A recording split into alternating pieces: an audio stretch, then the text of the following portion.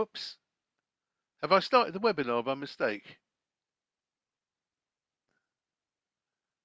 I think I have. I better stop the recording. Okay. I've started the recording and let me share my home screen. There we go.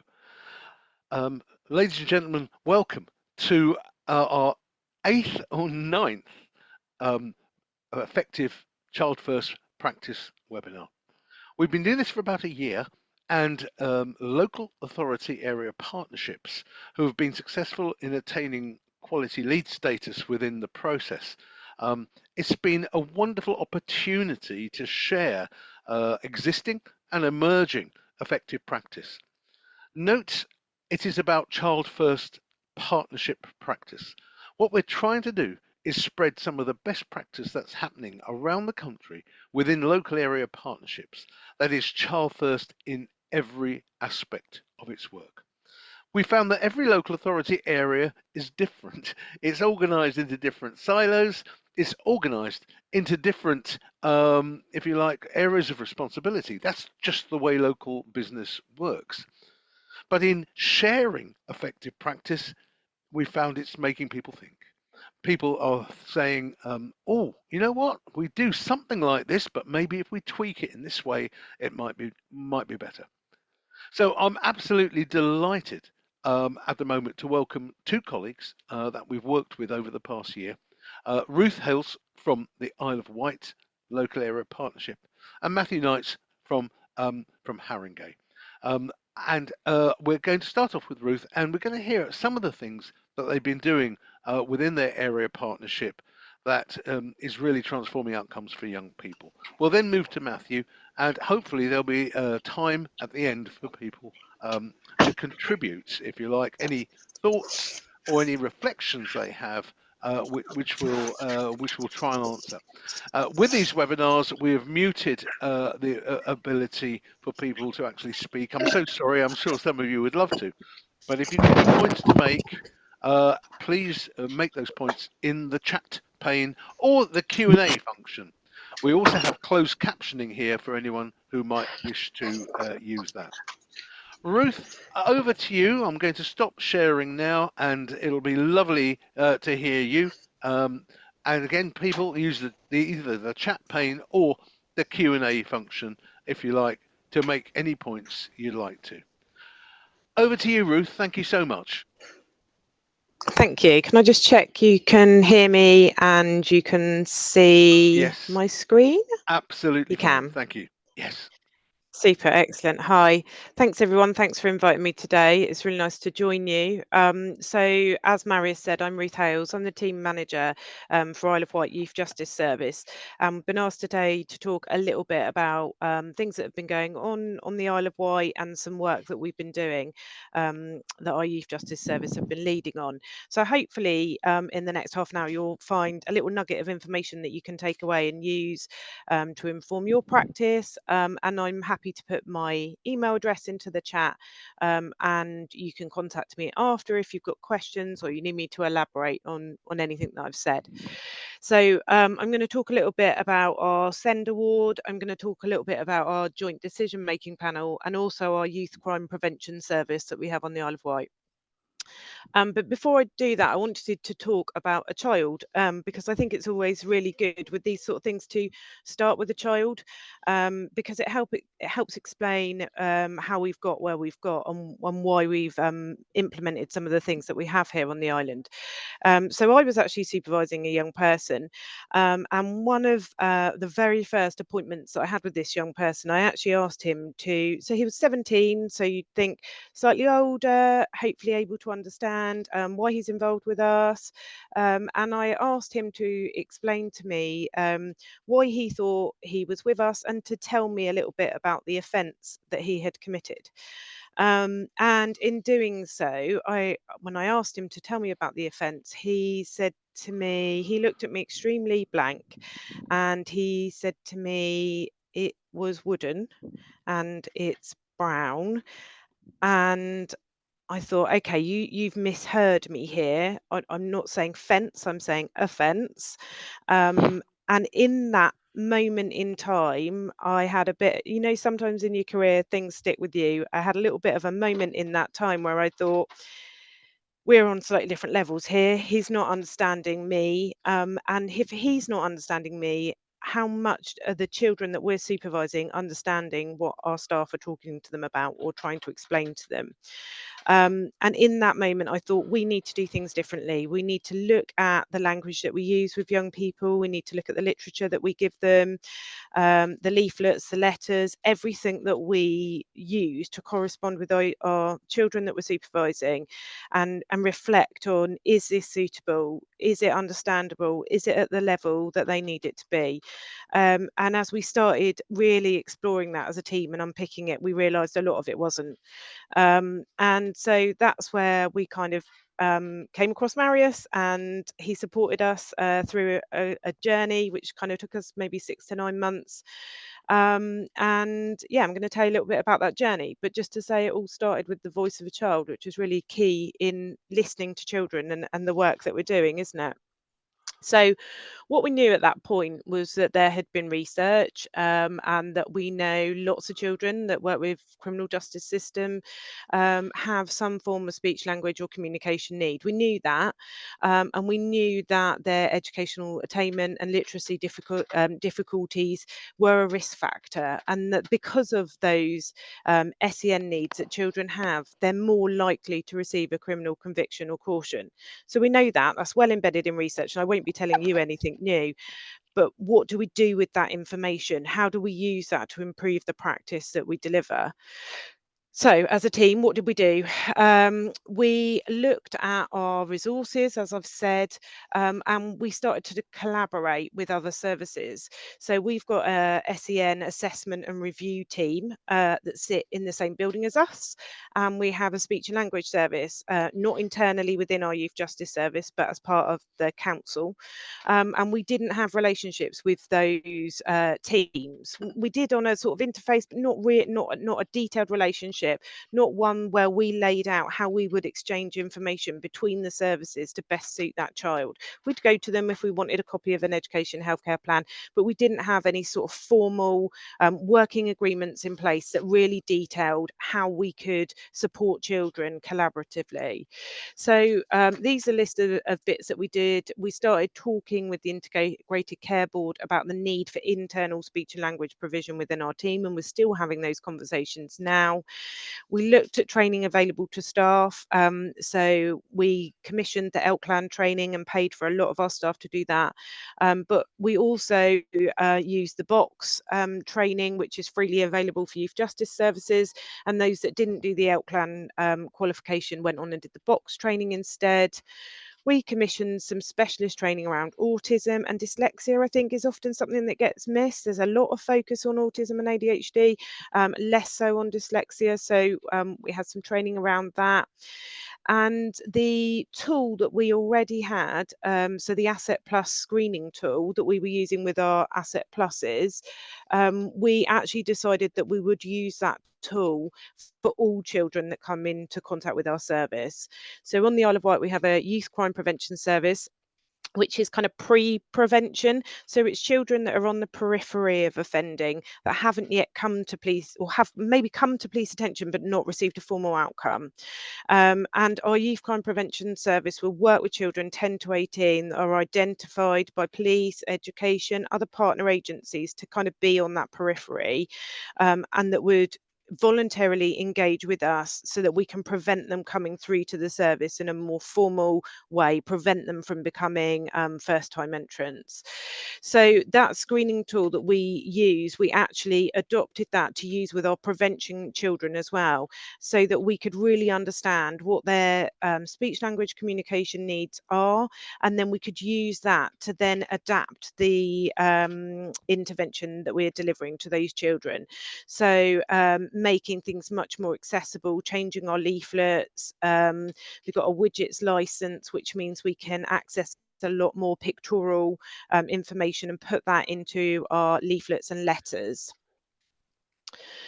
We also have something called a team champion role. So everyone in the team has a team champion role. and as you can see from our bunting, which is taken from the office, they are things like adverse childhood experiences, prevent, public health, case management systems. So everyone has a lead role.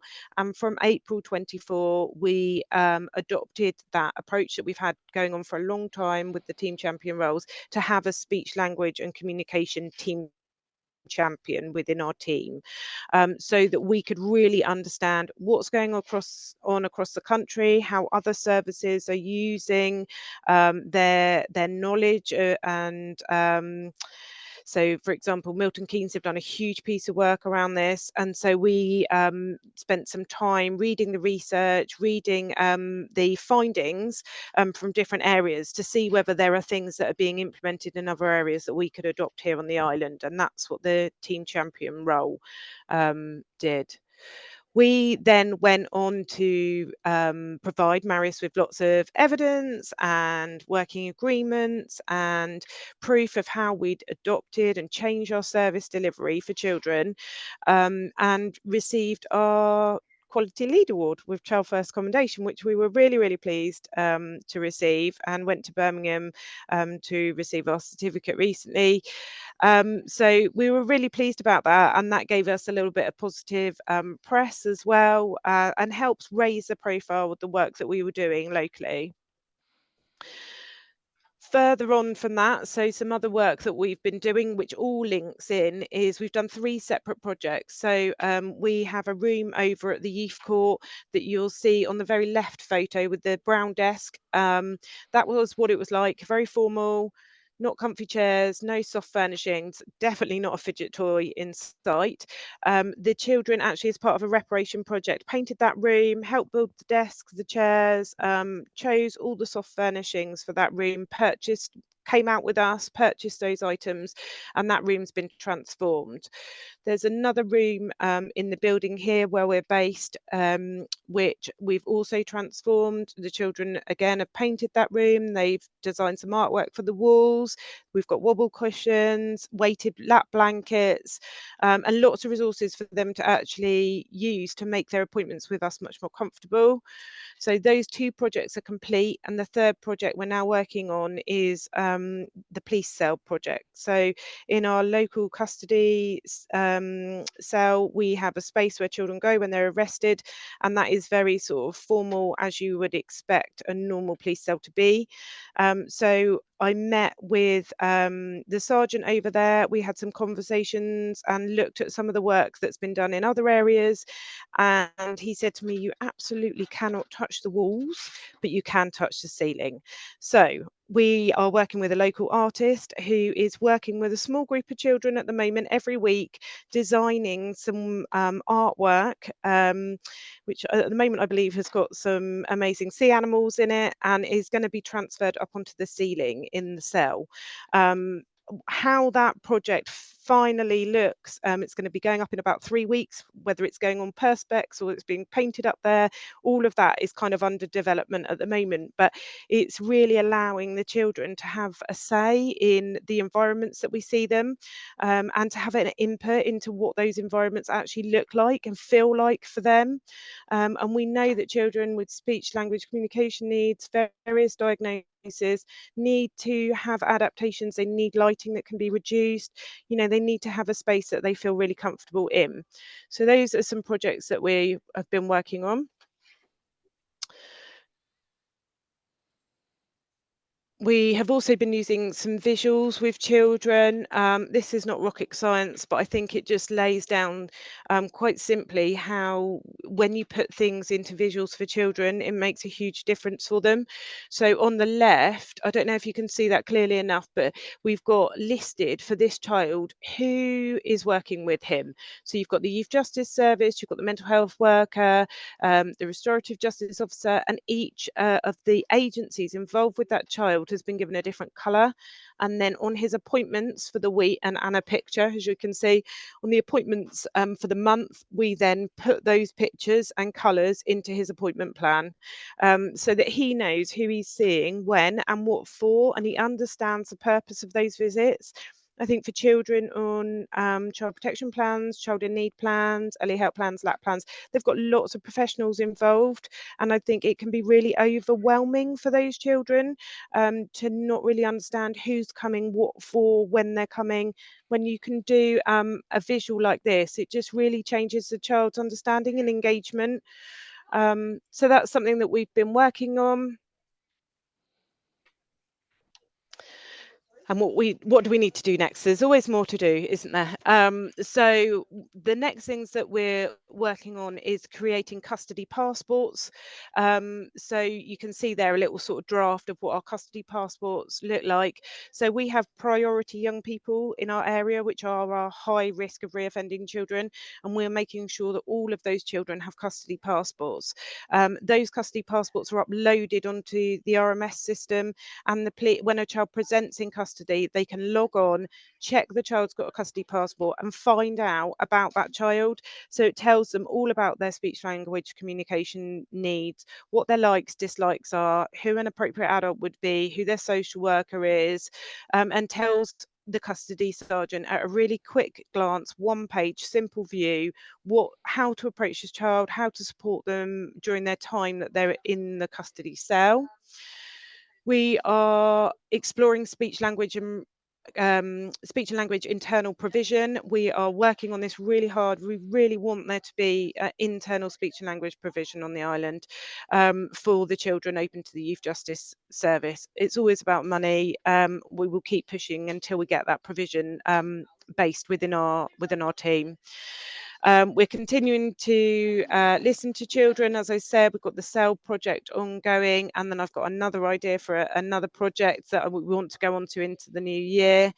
We're looking at increasing staff knowledge in these areas. They're telling me what training that they need, and we're sort of exploring all of these and seeing where we can commission them from. We're trying to improve our data set, because I think once you understand your data and you're confident that it's being collated correctly, you can use that to then inform what you need going forward. And we are moving case management system, which is a whole massive project in itself. But we will be, as part of that, building a new case management system, creating easy read letters. So they will have appointment, pictorial appointment times, dates, even pictures of their worker inbuilt into the letter template that is going to be produced within our case management system, so that we can pull off letters that are accessible to children and much more user friendly. Marius, I've rattled through that because I thought I had too many slides. No, Ruth, that was absolutely superb. So, if people could hold their questions or put the questions into either the chat or the Q&A function, I'd be most grateful. It's I can see some questions. Yeah. So Ruth, if you could have a look at the at what's happened in the chat pane as you've been talking, as you can see, there's a lot of interest in some of the things you've done. Wonderful. We'll come back to you at the end, but now I'd like to quickly switch over to Matthew and Kate. Matthew and Kate from Haringey, who are going to tell us a little bit about what they do and how they do it, and including a short video. So, thank you so much, Ruth. Over to you, Matthew and Kate. Hi everybody. So I'm Matthew Knights. I'm the head of service for Haringey Youth Justice, and I also lead on their young people at risk strategy. And I brought Kate with me today. Kate, do you want to introduce yourself? Yeah, so hi everyone, my name's Kate and I'm one of the team managers in the service. Thank you. Kate will do the majority of the talking today, but I'm going to start us off today just to talk about our journey really in regards to our child first approach. So I'm going to just get the document up on the screen. 1 second, if it allows me to. Technical issues as always. And Marius is not allowing me. Oh, that can't be right. Are you sure you can't share? Let me just try again. If you click share whole screen. Yeah, it's not showing the document that I want. 1 second.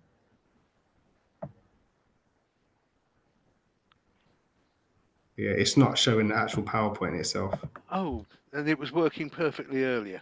It was. Right, let me try and find the PowerPoint that you've sent us. I will share it from here, and you can just say next slide, please, when you're Yeah.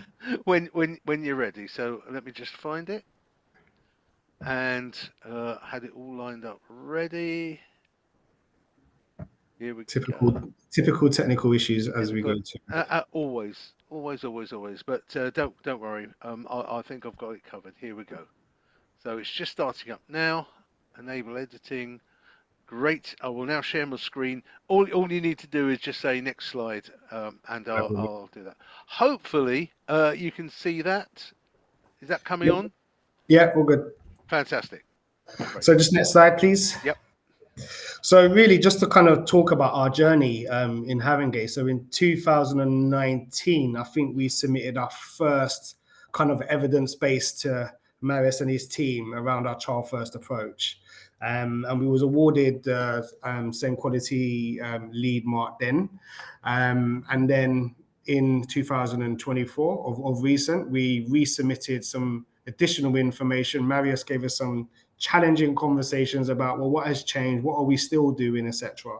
So today we're going to speak a little bit about what we've done and how we've evolved our child first practice. So essentially, what we've done over the last few years really has been focusing really on participation files and child first approaches in a number of different kind of domains. We've had children who have been involved in recruitment interviews. So, for instance, my interview when I first came to Haringey, I had a whole panel of something like 7 or 8 young people who grilled me as part of my interview. So that was really, really good and pleasing to see. We've had a number of children that have been in attendance at the All Parliamentary Group that have gone to those spaces to be able to give a voice as well and to kind of participate in those spaces.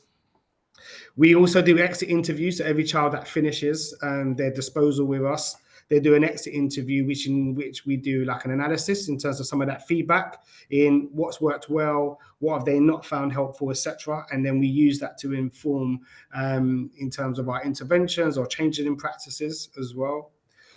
We've just moved to a new young people's plan, essentially, effectively an intervention plan. So we don't use the existing Asset Plus, for instance, one, and we've moved this to be much more meaningful, strengths-based, focus on self-identity, and that's something we're just trying out now.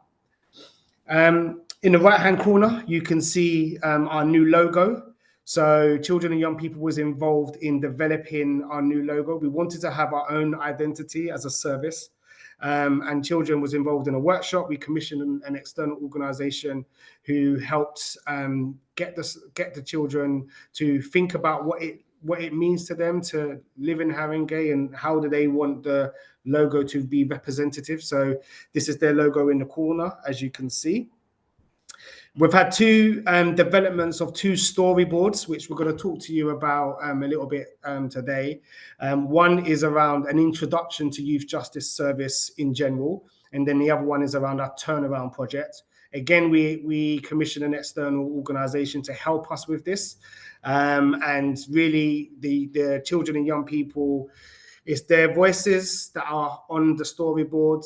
They designed the characters as part of the workshops. They chose the color schemes and they chose everything around it, and also supported with the narrative that goes along with it as well. So we really wanted to ensure that these storyboards focused on trying to meet the children's needs in terms of how they interpret information and understand what they're coming into in terms of the criminal justice system.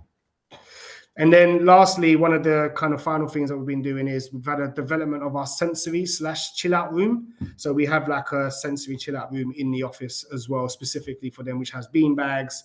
And Kate and her team have really done a good job with that. And the young people chose the scheme that's within that room, which is like a space scheme as well.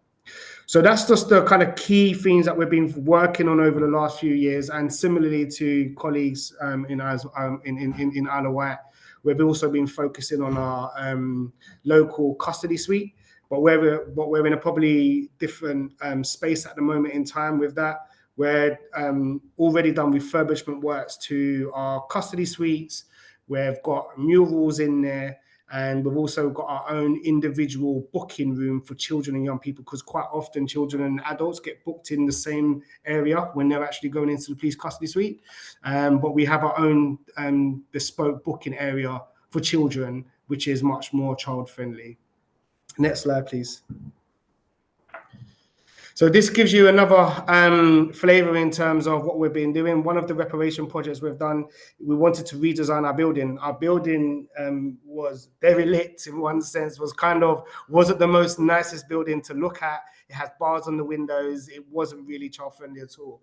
So we were working with artists and a organization to come up with ideas around how we would want to change the building, especially on the outside.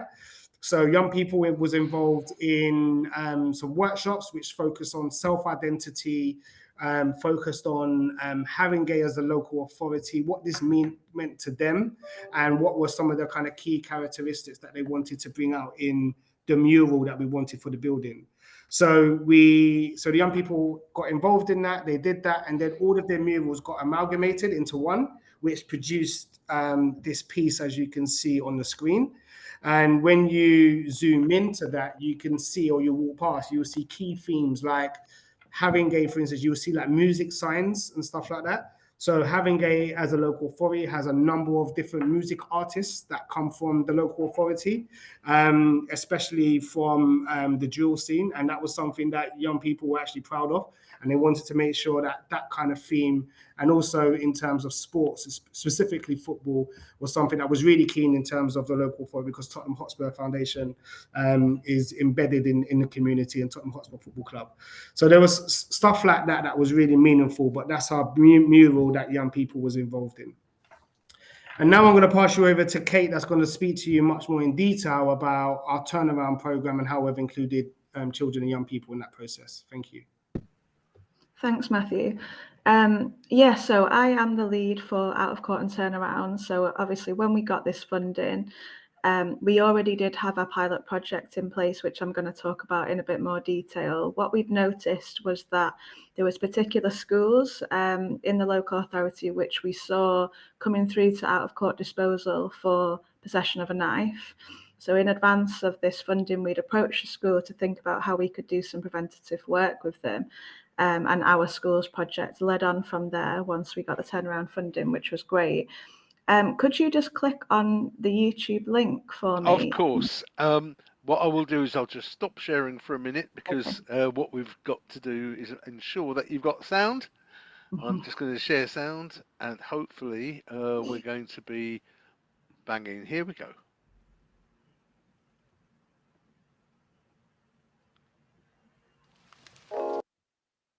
Here we go. Hopefully you'll all hear this perfectly in a second. Turnaround in Haringey is a voluntary program delivered by the Youth Justice Service. This short film explains what Turnaround is and how it can help you, your child or young person you're working with. I've been referred to the Turnaround program. Can you tell me what it is? Turnaround is a program through Haringey Youth Justice Service that helps kids and their families when they're facing problems.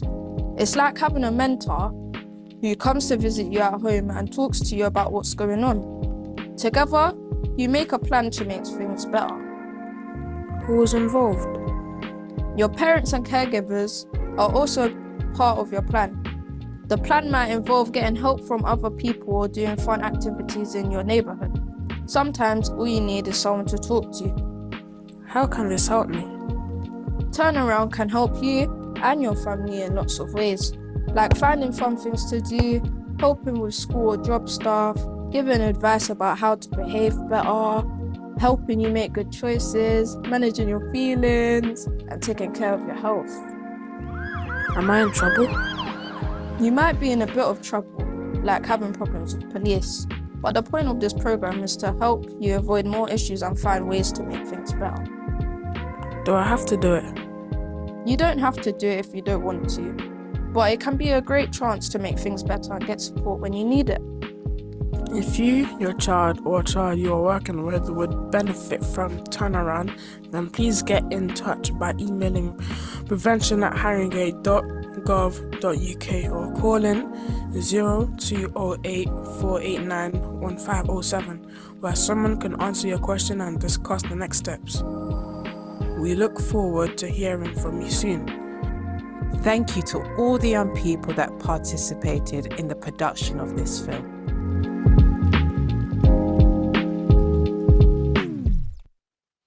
Fantastic. Thank you. Yeah, so as you can see, the young people involved, it's their voices, as Matthew was saying, and they really had a great time at the animation workshop. You know, they had the animation boards, they were using the special pens, and they were really involved with, you know, that storyboard. Could you move on to the next slide for me, please? Of course. Thank you. So as I was saying, we have developed a support in schools program on the back of our turnaround funding, and the point of us using that video is that, you know, people from other youth justice services might relate that we were having some issues when we were trying to offer the turnaround program initially. For young people that might be on bail, for example, that they were really reluctant to engage. There was perhaps a thought that if they did engage with the Youth Justice Service, it was maybe them admitting guilt, or parents not wanting the child to be coming to the Youth Justice Service, maybe because of the stigma involved with offending. So what we kind of have done with that video is to try and put it in real child first language. It's in their voices and their words, just to kind of help reduce any myths and really offer showcase the support that can be offered. The turnaround program in schools that we have at the moment is based in 3 schools. So we have a worker in each of these schools, which has been built on year by year. The initial pilot was at Mulberry Academy in Haringey, and we've successfully been embedded in that team since September 2022. And what we've seen is that schools are super appreciative of this support. Obviously, the point is to work with students who are on the at-risk register to prevent them actually then becoming known to our service in a statutory way. Next slide, please. Yep. So I've just designed this little graphic here, which I think is really useful for us when we're thinking about the PRU to prison pipeline and all the research behind that. And obviously the point, one of the priorities of the schools program is to really avoid children being excluded, because we know potentially where that might end up. So in the case manager in each school will work with between 4 and 6 students. They'll work with the DSL at the school to think about what students are suitable. It might be students who the teachers have noticed antisocial behaviour in and around the school in lessons, maybe disruption. There's intelligence from parents around concerns around peer networks. And maybe they are have been coming to the attention of the Safer Schools officers through kind of low-level issues. The child, if they consent and their parents consent, will be seen in school. That is the base of the intervention, but they'll still have access to all of the services that any child working with our service would have.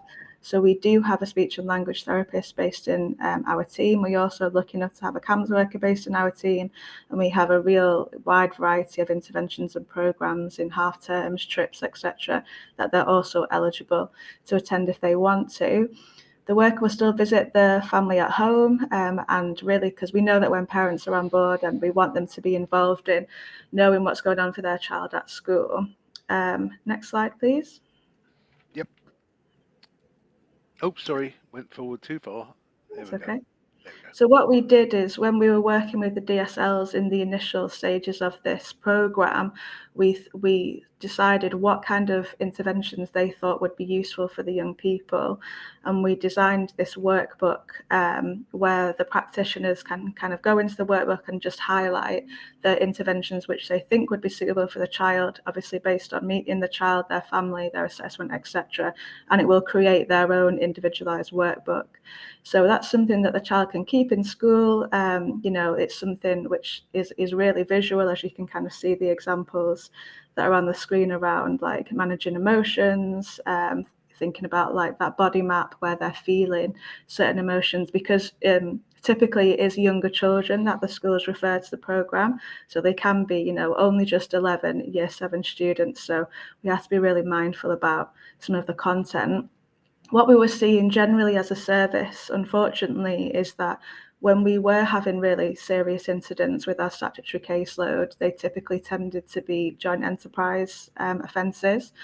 And what was coming out of the assessments is that the children really didn't understand what joint enterprise is, and neither did the families. So when we had groups of children on trial for murder, there was a lot of confusion around why they'd all been jointly charged with murder, and how that came about. So what we wanted to do was start educating children from that early age and their families around joint enterprise, because we know it's something which crops up later.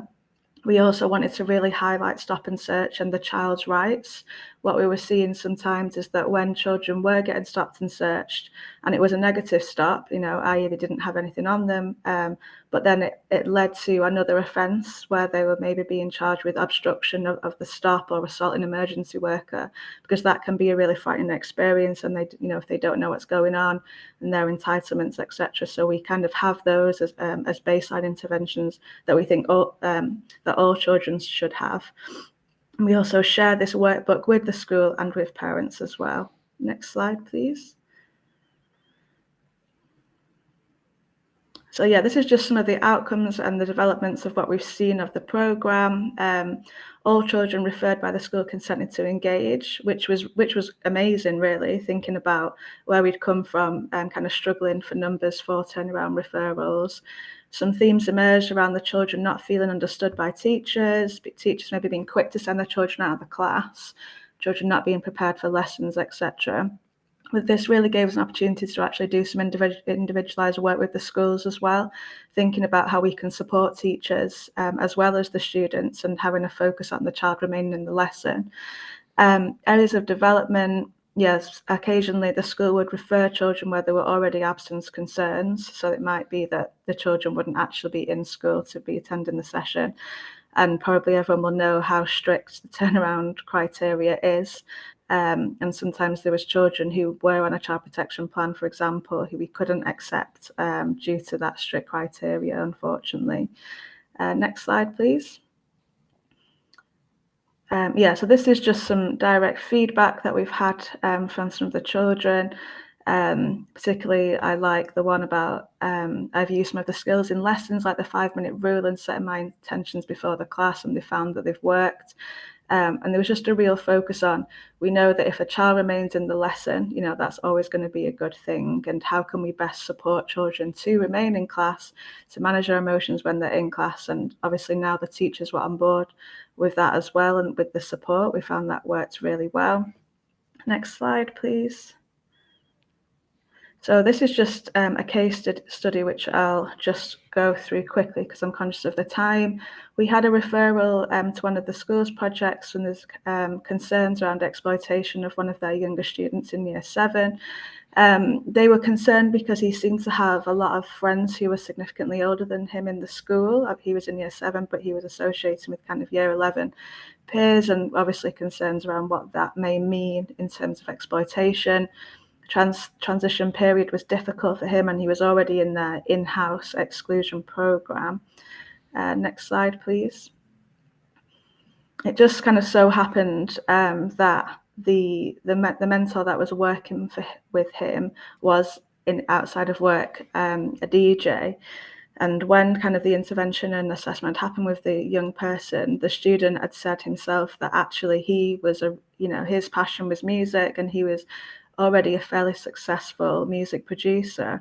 And this kind of gave us an insight as to why he might be more popular with older students. Young people, they can have real large amounts of hits on YouTube, a lot of listens on Spotify, etc. that isn't necessarily in kind of the professional network's eye. So when we kind of explored this, it gave us some discussions with the teachers about this potential reason why he might be kind of more well known around the school. kind of once this revelation happened, it was really easy for the teachers to think about their original perception for him, and the kind of positive pairing with the Hello? I think you've dropped out, Kate.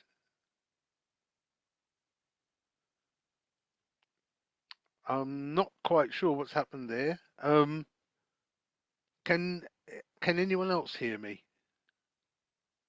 Yeah, I can hear you. I can continue if needed. Please do. So yes, Kate was just talking about the positive impact.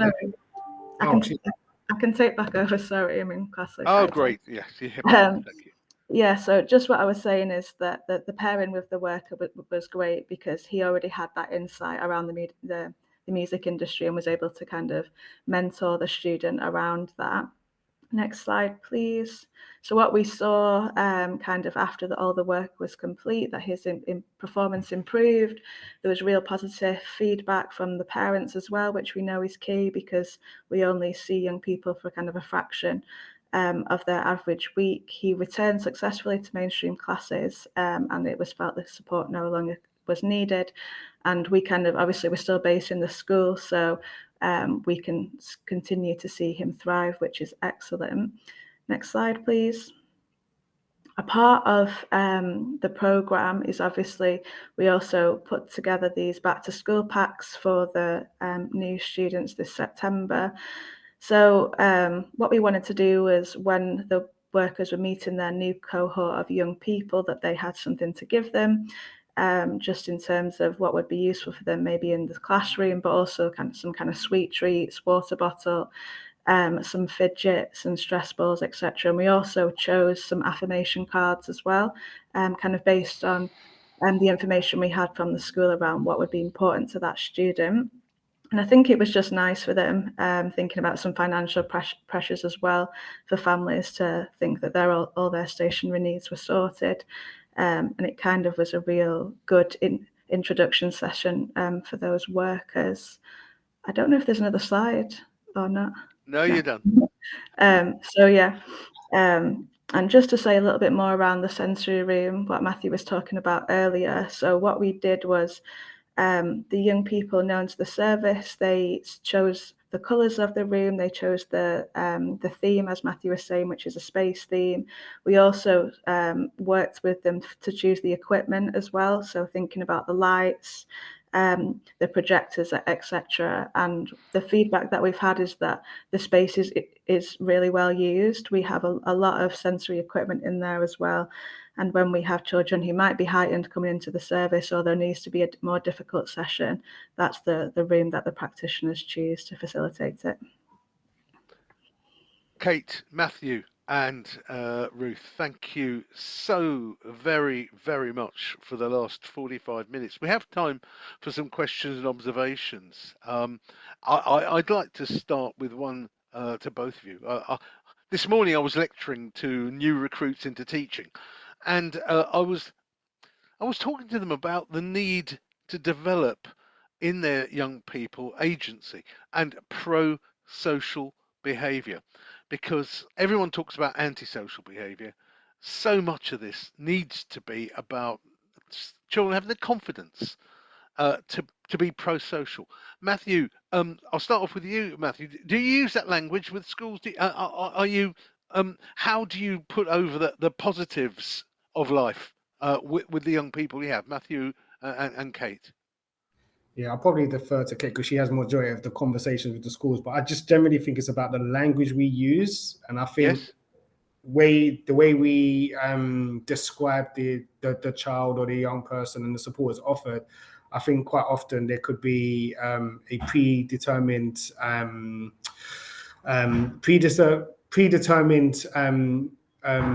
what's the word I'm looking for? View on youth justice and children within the criminal justice system. So I think the way that we would work and the way we work with schools is to basically ensure that the language is absolutely correct, that this is a child, and we will start with that baseline really, and then Kate can kind of speak about a little bit more about maybe what we will do with the teachers in the schools itself. Yeah, It's really important for us, like when we work with any child, obviously not just the children in schools, to think about what actually gives them joy, because we want to obviously a part of our intervention is around their offending behaviour, but we don't want it to be the whole thing. We want it to be really strengths-based. We want to find out what makes them tick, explore their passions as well, life outside of Haringey, for example. So we're taking a group to the theatre in December. And for some students and children known to the service that they've never had the chance to go to the theatre before, it's an expensive thing for families. And we want to, show that there is life outside of, kind of the concreteness of Haringey, and thinking about, we just took on half term last week a group of children from the Turnaround Project to an exhibition which is in the community. So again, just really trying to show them arts and creative activities as well, which we're hoping, will influence them positively. Oh, thank you. Ruth, have you got anything to add? I'm not quite sure if you're there or your mic's working. Please, Ruth. Yeah, I'm here. Yeah, just a very similar approach really being taken here. It's all about belief, isn't it? And inspiring hope. And, sometimes professionals become fatigued. And it's actually about saying, there is a role that we can play in changing that and giving children hope for their future, and, telling them that their path isn't already written for them. They've got the opportunity to make changes. Last week was half term, and we took a group of children to the local sailing academy, and they got to do all sorts of wonderful power boating, paddle boarding, and all sorts of great stuff for the week in the morning. And then we took another group fishing, and then we had a football match. Me playing football is not really for anyone to see, but I gave it a good go along with the team. We did a football match, and we tried to do those sorts of things in the holidays to give them, as you were saying, Kate, the opportunity to do something, have an experience that they may not normally have. Taking them to the theatre, that's absolutely fantastic, isn't it? Because like you say, otherwise they may not get the opportunity to do those sorts of things. So it's about being creative, isn't it? And not being afraid to ask as well. I've managed to access pots of money from sort of all over the place really by just building connections and asking the right questions, and building relationships. Thank you. And Matthew, there's some specific questions about the cost of commissioning the services to engage the video artist. So, if you could give a ballpark figure in the answers, that would be useful. Haley also makes a point. What will happen when the turnaround funding stops in March? And that's quite a profound question, I think, for everyone on this call. So starting off with you, Ruth, because you're on the picture at the moment. How are you going to try and manage the cutting of the funding of the turnaround? It's a challenge. It's a real challenge. Sorry, me? Did you mean Marius? Yeah. Sorry, Ruth. Yeah, Ruth and then Matthew. Yeah. It's a real challenge, isn't it? I'm sure it's the same challenge up and down the country. We're fortunate that we had a youth crime prevention service before turnaround came, which kind of had a similar criteria. So we are still able to continue supporting children in a preventative way. Some of that is funded by the APCC, and we don't know if that funding is going to continue. So we're at a phase at the moment where we're exploring other funding alternatives. So we know turnarounds will stop, but we hope that the work that we've done and achieved through turnaround will be able to carry on in some other guise. But what that looks like in concrete yet, we don't actually know. Thank you, Matthew. Similar to Ruth, I think we've been contingency planning for this for a while, following the notification. There's a few options on the table. One is, if there is no funding whatsoever, we reduce what we can deliver, because all of it's delivered within youth justice itself anyway, which is not the route I wanted to go down. The second route is to look at our targeted youth service, also do kind of similar criteria, but slightly different, but they also can absorb some of the potential referrals that were coming in. But ultimately, we didn't want to go with that route either. We wanted to hold it within youth justice, given the work we've been doing already, and really build upon that. So quite recently, we've put a bid in to, I'm not going to say who it is at this moment in time because it's in principle. We'll put a bid in for some additional funding for 3 years from next year, April. And that bid has been accepted, which will be including the continuation of turnaround funding if we need it. So we've got that provisionally agreed already as well. So we hope from April we can actually upscale the stuff that we're already doing and continue doing what we're already doing. Oh, that's great, Matthew. And from my perspective, I think it is utterly important that funders realise the downstream work that youth offending services are doing now. It's not just prevention at the point of contact with the police. This is prevention into year 7 with families, with young people previously identified. And if that principle of, if you like, contextual safeguarding, vulnerability is taken into the education body and working with schools, as both of you are doing, I think there's a chance to make a difference. And that's the final point I'd love you both to contribute towards. Matthew and Kate first. Working with schools. 20 years ago, the sight of a youth justice professional in a school was seen as a point of failure. I think what you're both showing now is that it is being more welcomed. Tell me a bit about the journey, Matthew, that you've had, and then I'll go over to Ruth on the same question. Yeah, I'll probably pass it to Kate because she's been dealing with this more. But I know that it has been a challenge. But once we've got in there, there's been some really positive outcomes from that, and an acceptance to being as part of the kind of school family and not external. So this is not just with the schools in terms of the turnaround project, but this is also with our local PRU as well, in terms of how we are really embedded within there as well. But Kate will be able to probably give you a bit more information on that work and how that's gone. Yes, Kate, please. Yeah, I think similar to what you were saying, kind of initially there were some challenges because it wasn't, the school weren't always ready to receive some of the feedback. But I suppose that's where, you know, your communication skills come in, and us to present what we were doing to them as obviously supportive rather than, you know, kind of any kind of punitive action for them. And I think what we've seen is like a real uptake in the offer. So actually, maybe where initially possibly a couple of teachers might come to a lunch and learn session we might put on, now we're seeing a lot more teachers. There's a lot more engagement in those sessions. They're asking us advice, you know, especially when it is around actually children bringing weapons into the school. For them to have the knowledge about out of court disposals and what that might mean and what that program could offer, you know, can be a bit of a bartering tool with us when some of the schools have a blanket policy around if the child brings a knife in, it's an automatic exclusion. But when we can show what support will be in place quickly, usually with an out-of-court disposal, you know, it can maybe give them some reassurance about, does it need to be a permanent exclusion? Absolutely. No, thank you for that. Ruth, please.